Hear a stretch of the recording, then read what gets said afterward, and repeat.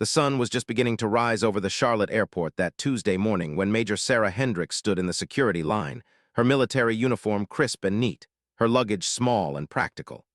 At 58 years old, she had learned to pack light, to move without fuss, to take up as little space as possible. It was a habit from 30 years in the United States Marine Corps, a habit that had become part of her very nature.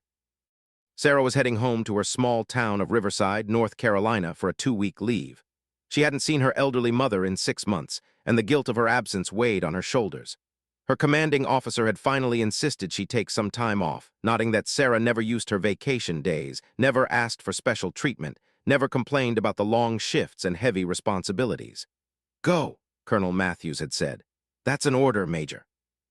She wore her dress blues because she always wore them when traveling. It was a point of pride, a way of honoring the uniform and the people she served with. She had earned every rank, every stripe, every commendation through hard work and dedication. Her personnel file was exemplary. She had trained some of the best soldiers in the entire military. She had led dangerous missions. She had saved lives. But as Sarah moved forward in the security line, the TSA agent, a young man with tired eyes and a slack mouth, barely glanced at her ID before waving her through without the usual careful inspection. Somehow, she found this more insulting than if he had given her extra scrutiny. She was invisible to him, just another uniformed person moving through a public space. As she approached the body scanner, a businessman in an expensive suit cut in front of her without apologizing, talking loudly into his Bluetooth earpiece about quarterly earnings and stock options. He didn't see her. None of them saw her. An old woman in a uniform, not worth noticing. Sarah had grown used to this over the years. The world had changed. When she was young, when she first joined the Marines, people respected the uniform. They understood what it meant to serve. Now people were too busy, too distracted. They moved through their lives staring at phones, thinking only of their own small problems and their own trivial destinations. She didn't mind, really. Sarah had never been the type to seek recognition. She did her duty because it was the right thing to do, not because she expected thanks or attention. But there was something else at work here, something more subtle. It was the way people looked through her, as if she didn't matter. As if all those years of sacrifice, of putting her own needs second, of being strong when others fell apart, as if none of it counted for anything. As she gathered her shoes and bag after clearing security, she heard a commotion behind her. Voices were raised. Someone was shouting. Sarah turned to see a young Marine in his dress uniform being escorted by security. He was tall and muscular, but something was wrong with the way he was moving. His left leg was stiff. He was limping badly, wincing with each step. The young Marine's face was twisted with pain, but he was trying to hide it, trying to soldier through it the way they were all taught. Sarah recognized that expression immediately. She had seen it on the faces of hundreds of soldiers over her career. The determination to not show weakness, to not be a burden, to push through no matter how much it hurt. That was when she noticed his name tape, Monroe. She watched as the security officer, an older man with a paunch and a skeptical expression, was saying something dismissive to the young Marine.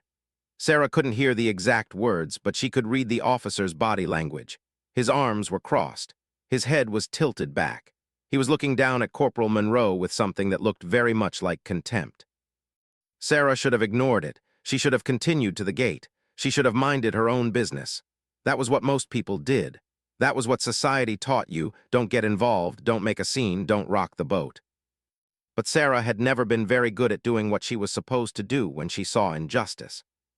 She walked back toward the security checkpoint, her uniform boots clicking sharply against the marble floor. Every eye turned to look at her. For the first time since arriving at the airport, people really saw her. "Is there a problem here?" she asked, her voice calm but carrying the natural authority that comes from decades of leadership. The security officer's face flushed. "Ma'am, this is official business. You need to move along." But Sarah wasn't looking at him. She was looking at Corporal Monroe. "Are you all right, son?" she asked.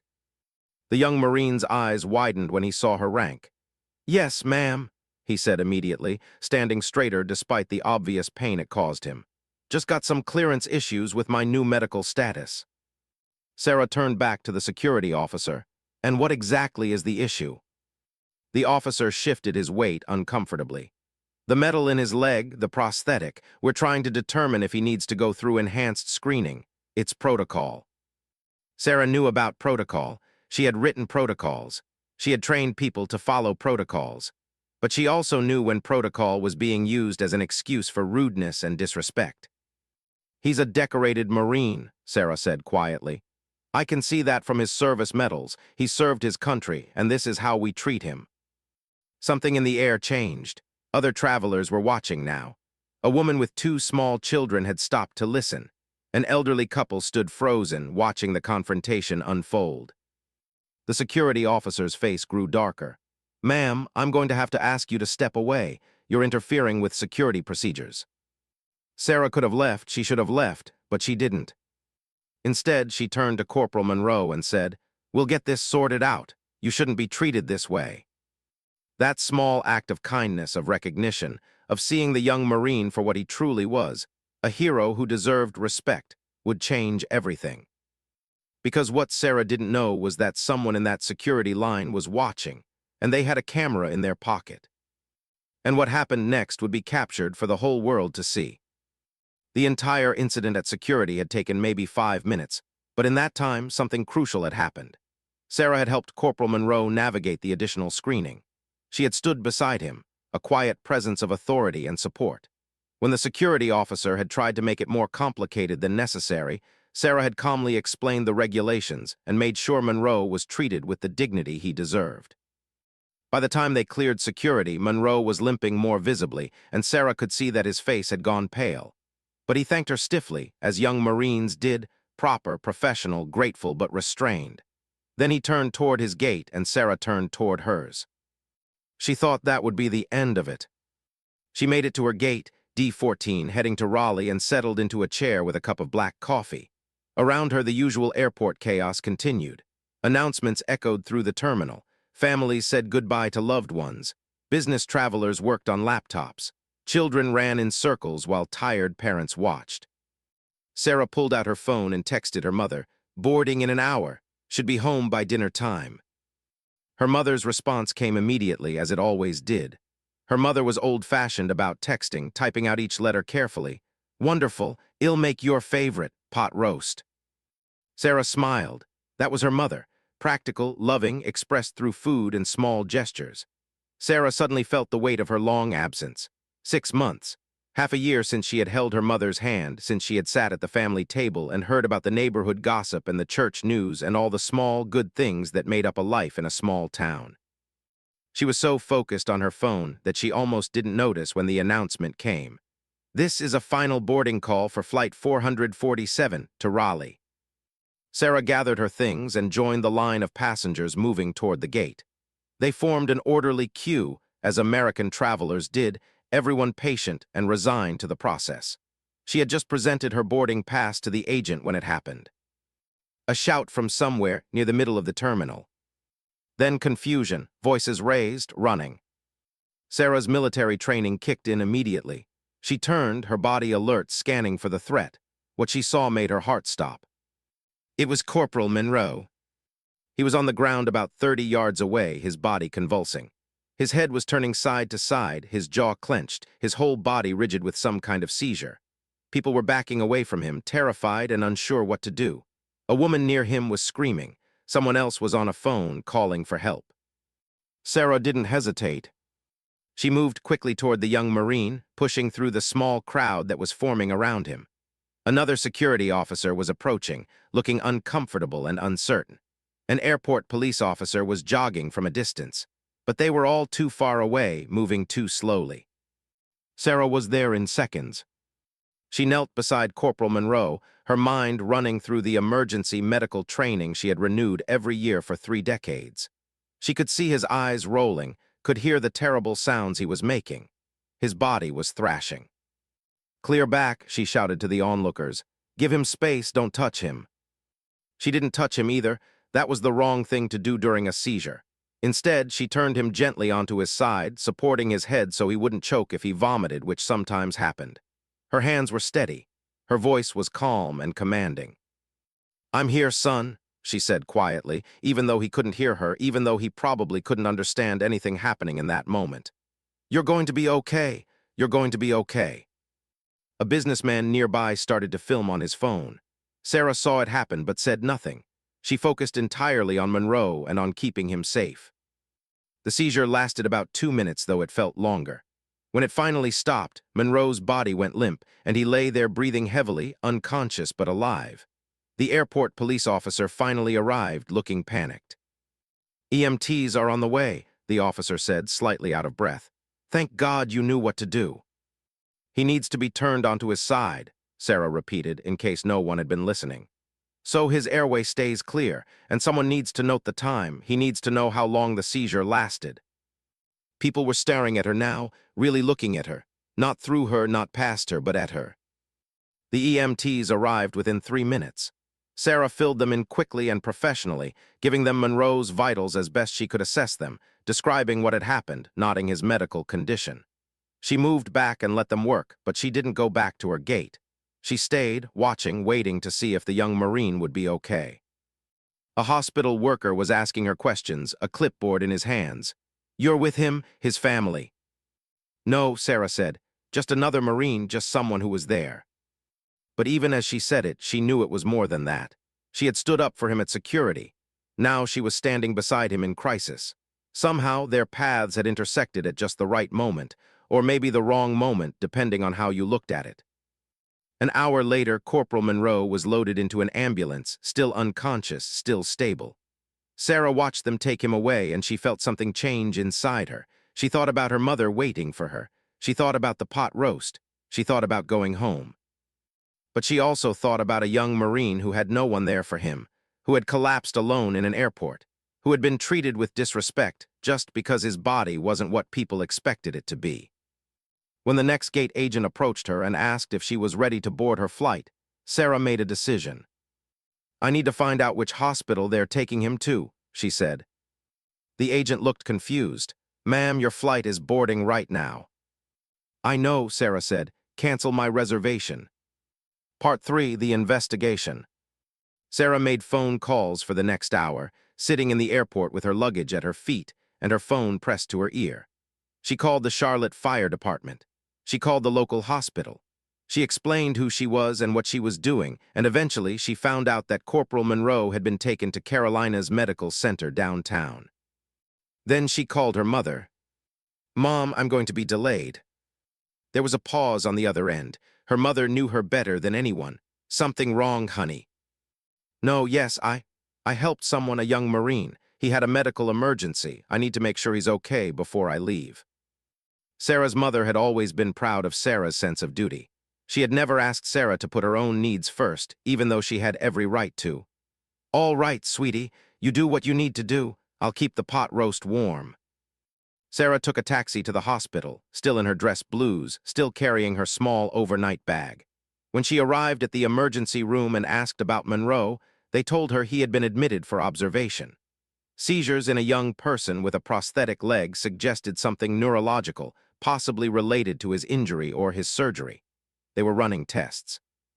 "Is he conscious?" Sarah asked. "Yes, he woke up about an hour ago. He's in room 312, but family only." Sarah was already walking toward the stairs. When she opened the door to room 312, she found Corporal Monroe awake, looking confused and frightened. An IV was in his arm. A monitor was beeping steadily. He looked very young suddenly. Just a kid, really, though his service medals suggested he had seen and done things no kid should have to see or do. When he saw Sarah, his eyes widened. "Major," he said, starting to sit up. "Ma'am." "Stay down," Sarah said, and he obeyed immediately.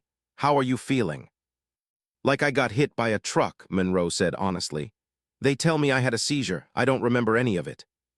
Sarah pulled a chair over and sat beside his bed.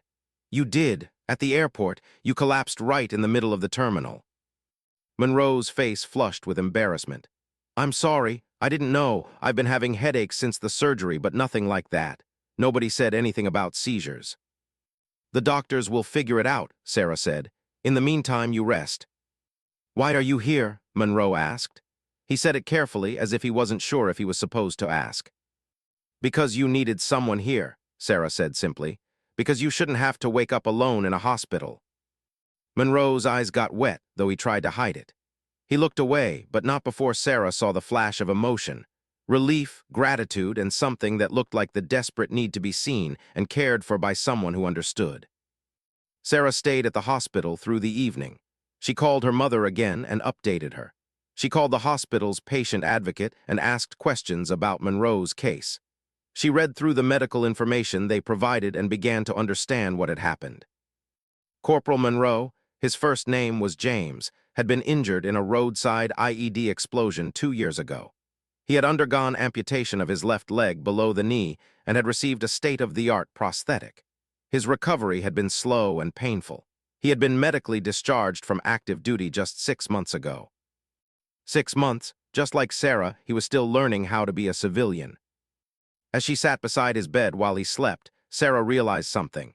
She had been dismissed and disrespected at security that morning. She had been made to feel invisible and worthless, like all those years of service didn't matter. But in this hospital room, sitting beside a young Marine who had been through more pain than most people experience in a lifetime, she felt something different. She felt necessary, she felt seen. She felt like what she had done mattered. By the next morning, the doctors had completed their tests. Monroe's seizure had been caused by a blood clot, a complication sometimes associated with the surgery and the long period of immobility afterward. It was serious but treatable. With medication and careful monitoring, the doctors were confident it wouldn't happen again. But there was something else, something that Sarah discovered when she asked to speak with his social worker. Monroe had no family. His parents had passed away when he was younger. He had joined the military at 18 and the Marines had become his family. When he was medically discharged, he had been given resources and support, but the truth was, he was alone. Very, very alone. "Does he have a place to go?" Sarah asked. "He has a small apartment that the VA helped him find," the social worker said. "But he's struggling, PTSD, depression, and now this medical complication. He wasn't even supposed to be traveling. He's supposed to see a specialist next week, but he wasn't going to go." "Why not?" Sarah asked. "Because the appointment is 3 hours away, and he doesn't have reliable transportation, and he was embarrassed about his condition, and," the social worker sighed. "There are a lot of reasons. A lot of young veterans fall through the cracks." Sarah nodded slowly. She had seen it happen. Young men and women who gave everything to their country, only to be cast aside when they could no longer serve. It was one of the systemic failures that kept her up at night.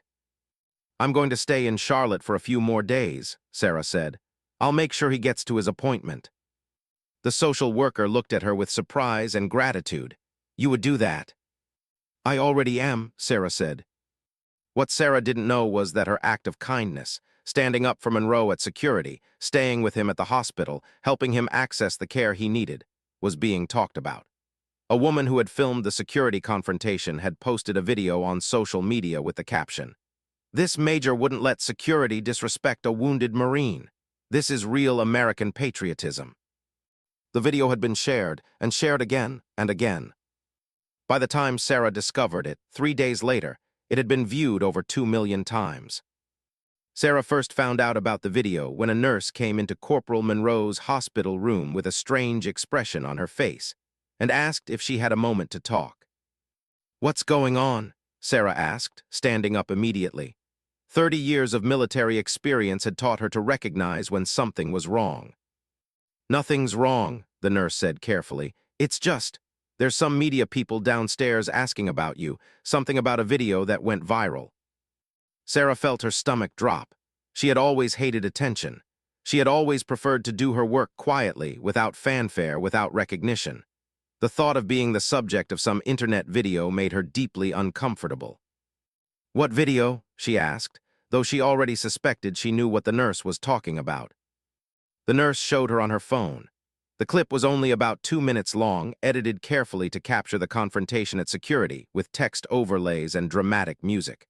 The comments below were overwhelming, thousands of them, all variations on the same theme: respect, admiration, justice, patriotism. One comment stood out. "Meanwhile, TSA agents are treating our heroes like criminals. This officer should be fired." Sarah's heart sank. This wasn't supposed to be about the TSA agent. It wasn't about punishment or blame. She had simply been trying to ensure that a young Marine was treated fairly. But the internet had other ideas. Within hours, the TSA agent's name was found. Articles were written. A local news station showed up at the hospital asking for an interview with Sarah. She declined, but they interviewed the hospital administrator instead, who confirmed that Major Hendricks was a patient advocate and a wounded veteran herself, which wasn't technically true, but Sarah understood the impulse to make a good story. By the next morning, the story had evolved. Now it wasn't just about the security incident. Investigative journalists had dug deeper. They had found information about military hearing practices, about the shortage of compassion in civilian institutions, about the larger systemic problems that veterans faced when returning to civilian life. One article was particularly damning. TSA agent fired after disrespecting wounded Marine, but millions of veterans still fall through the cracks. Sarah learned through a very uncomfortable phone call from her commanding officer that the TSA agent had been fired. Not suspended, not put on administrative leave. Fired, his entire career destroyed because of one moment of carelessness. She felt sick about it. She requested a meeting with the hospital's media liaison, a sharp woman named Jessica who had already dealt with 3 news outlets that morning. "I want to make a statement," Sarah said. Jessica leaned forward. "Good, you've handled this beautifully. The public needs to hear from you." "I want to make a statement protecting that security officer," Sarah said. There was a long silence. "Ma'am, with all due respect, he was inappropriate with a wounded veteran." "He was doing his job," Sarah interrupted. "His job is to follow protocol to keep people safe. Did he handle Corporal Monroe with warmth and compassion? No, but neither does anyone else in that airport. We don't treat anyone with warmth and compassion anymore. We're all tired and burnt out and just trying to get through the day. That security officer wasn't malicious. He was just present in a broken system." The social media response has been. "The social media response is a mob," Sarah said firmly. "And I won't be part of mob justice. I'll make my statement, and in it, I will say that the security officer was doing his job, and I will call for his reinstatement." Jessica looked genuinely torn. "Major, do you understand what you're asking? You're the hero of this story. This could be your moment to—" "To what?" Sarah asked. "To destroy someone's life? No, thank you." So Sarah made her statement, sitting in the hospital conference room with her uniform perfectly pressed, her hair perfect, her posture military straight. She looked directly at the camera and spoke. "My name is Major Sarah Hendricks, and I've served in the United States Marine Corps for 30 years. This week I was in Charlotte Airport, and I was concerned about how a young Marine was being treated. That concern was valid, but I want to be very clear. The security officer who was involved in that incident is not the problem. He's not the villain of this story. He's a person doing a difficult job in a broken system. The real problem, the real story, is that we have created a society where our veterans, our heroes, are falling through the cracks. Corporal Monroe collapsed at that airport because of a medical complication from his service. He was alone because we don't have adequate support systems for young people who have given everything to their country. He was struggling with mental health issues and uncertainty about his future because that's what we do to people we're done using. I stood up for him at security not because that officer was evil, but because I saw injustice and I wanted to help. But the real work, the real justice, doesn't come from destroying one person's career. It comes from fixing the systems that created this situation in the first place. It comes from our government doing more. It comes from our communities doing more. It comes from all of us choosing to see veterans like Corporal Monroe and choosing to help them, not out of pity, but out of recognition of their value. That's the story I hope you tell. That's the change I hope you help create." The statement went viral too.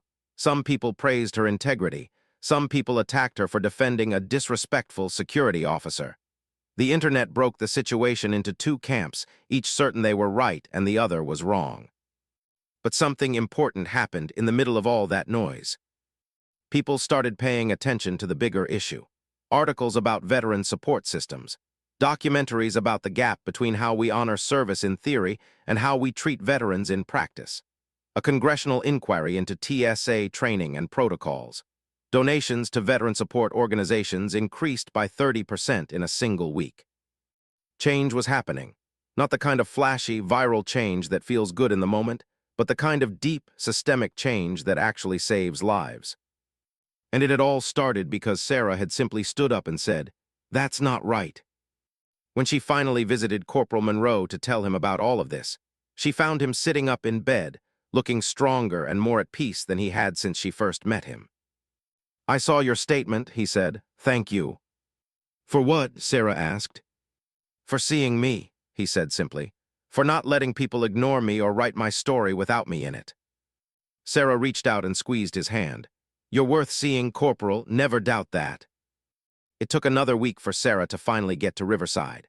The doctors released Corporal Monroe on good medication, with a clear treatment plan and the contact information for 3 veteran support organizations that could help him navigate the next phase of his recovery. Sarah had made calls and pulled strings, not aggressively, not using her rank to force doors open, but quietly and professionally making sure that every resource available to him was known to him. She had also done something else. She had arranged for a trained peer counselor, another veteran with a prosthetic leg, to come see him and help him understand that his life wasn't over, that his value wasn't diminished by his injury, that there were hundreds of thousands of people who understood exactly what he was going through. When she left him at the airport, this time they walked through security together, and the new TSA agent went out of his way to be respectful and kind. Monroe hugged her tightly. "Thank you," he said, "for everything." "You take care of yourself," Sarah said, "and don't you dare skip that specialist appointment." "I won't," Monroe promised. "And Major, I'm going to volunteer with the Veteran Support Organization once I'm doing better. I want to help other people the way you helped me." Sarah smiled. That was the kind of change she believed in, not dramatic and viral, but real and lasting. One person helping another. One person choosing to see and honor the struggles of someone else. The drive from Charlotte to Riverside took 3 hours. Sarah watched the landscape change from urban to suburban to rural, the buildings getting smaller and farther apart, the trees becoming more prominent, the pace of life slowing visibly. By the time she pulled into her mother's driveway, the afternoon sun was golden and soft, and the world felt peaceful in a way that no amount of airport activity ever could. Her mother was waiting on the porch, a 79-year-old woman in a blue dress, her white hair perfectly set, her face arranged in an expression of careful patience. But when she saw Sarah, her face transformed into pure joy. "Sarah Ann Hendricks," she said, using Sarah's full name the way she only did when she was particularly emotional. "Get yourself up here and hug your mother." Sarah carried her bag inside and spent the next hour sitting in the kitchen while her mother finished preparing the pot roast and told her about the neighborhood and the church and what had happened in Riverside over the past 6 months. It was exactly the kind of quiet, mundane, completely ordinary conversation that Sarah had been craving. But eventually, after dinner, her mother asked her about what had happened in Charlotte. Sarah told her the story, the whole thing, from security to the seizure to the media firestorm. Her mother listened without interrupting, the way she had always done. When Sarah finished, her mother was quiet for a long moment. "I'm proud of you," her mother said finally. "Not for the video or the news stories. Those don't matter. I'm proud of you because you saw someone who was in pain and you didn't look away. That's who you've always been. That's who you raised yourself to be." "I just helped someone," Sarah said. "No," her mother said firmly. "You did more than that. You showed that young man that his life matters, that his struggles matter, that he matters. Do you understand what a gift that is?" Sarah did understand. She had been shown that gift many times over her career by people who had believed in her when she was young and uncertain, who had seen her potential when she couldn't see it herself, who had insisted that she was worthy of respect and leadership. She had been trying her entire life to pass that forward. "The TSA agent," Sarah said.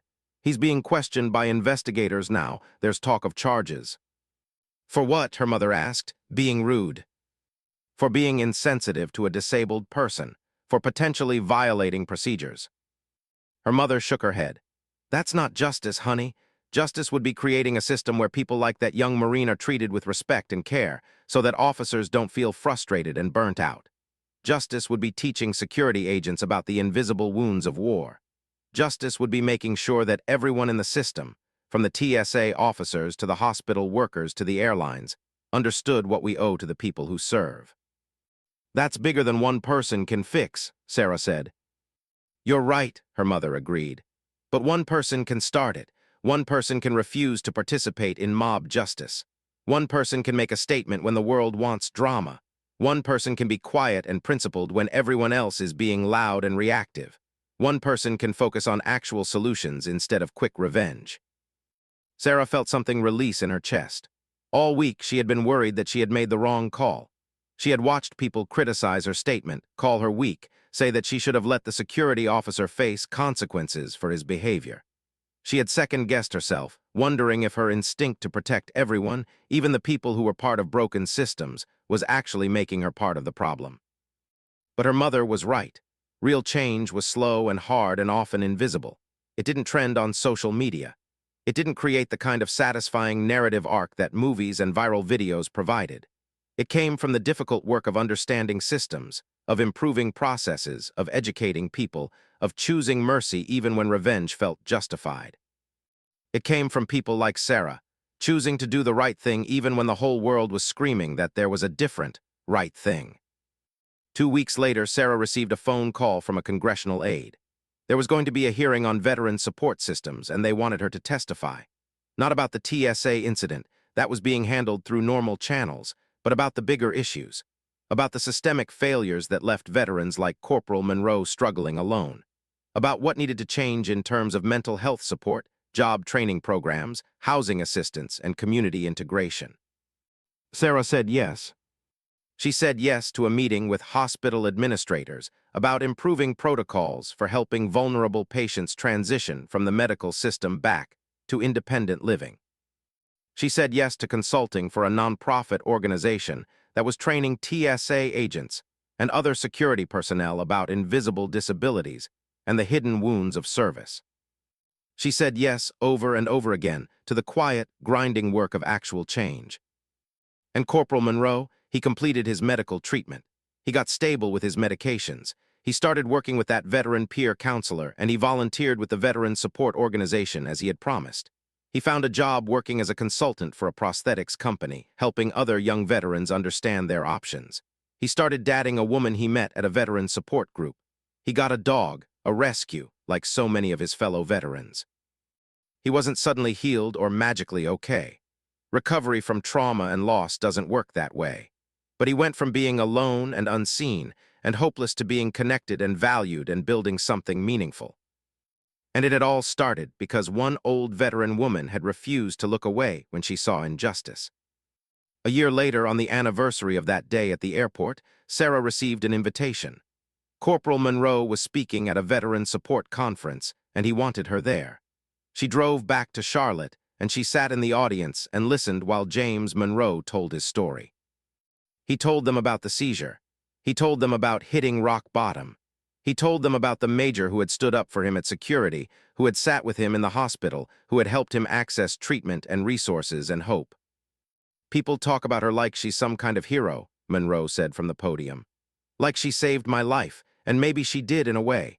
But more than that, she showed me that I was worth saving, that my life mattered, that someone somewhere saw me and refused to pretend I was invisible." He paused and looked directly at Sarah in the audience. "I'm not going to name her because she doesn't want the credit. She's not interested in being a viral video or an internet hero. She's interested in doing the work, in making the systems better, in making sure that the next Marine who collapses at an airport has someone there to see them and help them. If you're watching this and you're a veteran struggling right now, know this: you matter. Your life has value. And there are people out there, people like the woman in this story, who get it, who understand, who will help you. You're not alone." Sarah felt tears running down her face.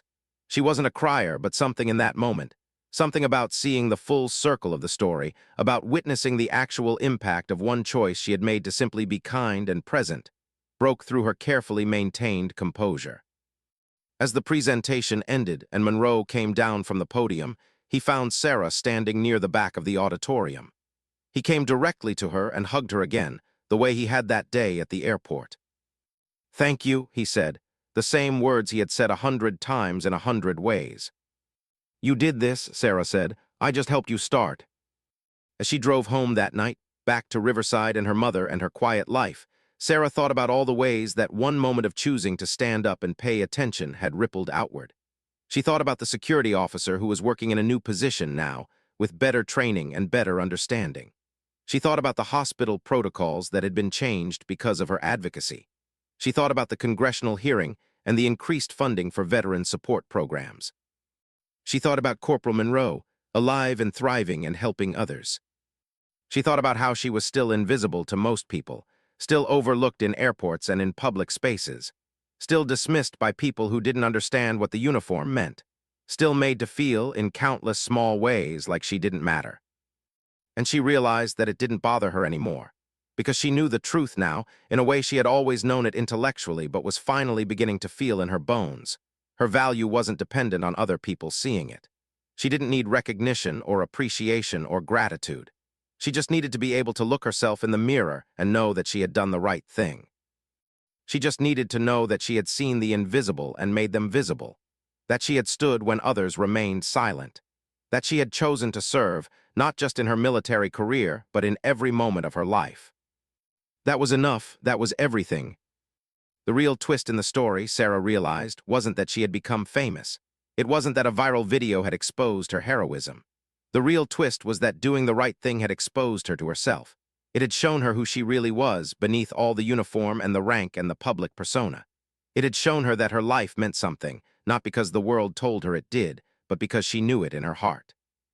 And that, she thought as she pulled into her mother's driveway one more time, was the best kind of truth.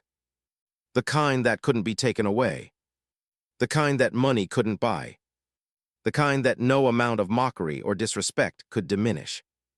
The knowledge that your life matters, that you matter, that you have the power to change the world, not through one viral moment, but through 1,000 quiet choices to see people, to honor them, and to help them up when they fall. As Sarah turned off the engine and saw her mother waving from the porch, she smiled. That was the real victory, that was the real justice, that was the real strength.